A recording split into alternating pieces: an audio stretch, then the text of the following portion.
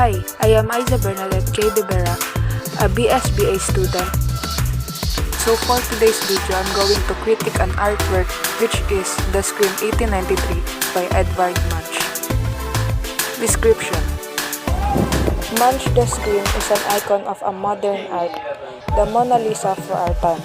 As Leonardo da Vinci evoked a Renaissance ideal of serenity and self-control, Munch defined how we see our own age rock, with anxiety and uncertainty. Essentially, The Scream is autobiographical, an expressionistic construction based on Munch's actual experience of a scream piercing through nature while on a walk, after his two companions, seen in the background, had left him.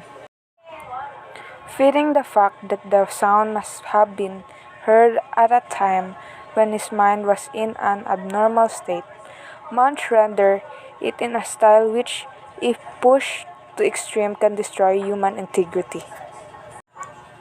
As previously noted, the flowing curves of Art Nouveau represent a subjective linear fusion imposed upon nature, whereby the multiplicity of particulars is unified into a totality of organic suggestion with feminine overtones.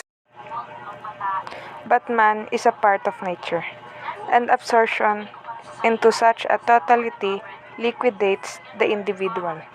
Beginning at this time, Munch included Art Nouveau elements in many pictures, but usually only in a limited or modified way. His art is excellent for a visual analysis assignment. His use of the elements and principles of art is masterful. This painting is immediately almost shocking to look at.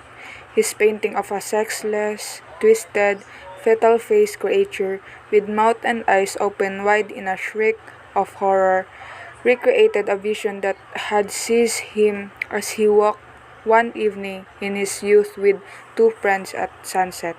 As he later described it, the air turned to blood and the face of my comrades became a garnished yellow wet, vibrating his ears, and he heard a huge endless scream course through nature.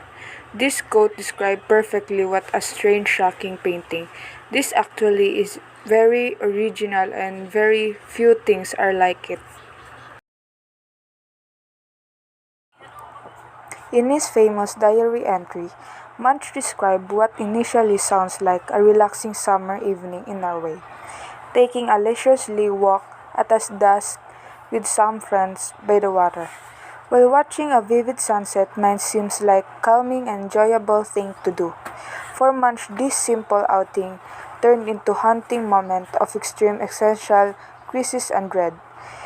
In what sounds like a panic attack, Munch is overwhelmed by feeling of exhaustion while also struck by an almost violent wave of anxiety. Though intense, Munch's experience was a lonely, mostly internal struggle as his two friends walked on without him, unaware of the artist's upset. The iconic painting is one of the most recognizable artwork in the world. There is something deeply relatable in Munch's depiction of the experience of mental illness, offering comfort even during a painful breakup. Thank you for viewing my art critique presentation featuring The Scream 1893 by Edvard Munch.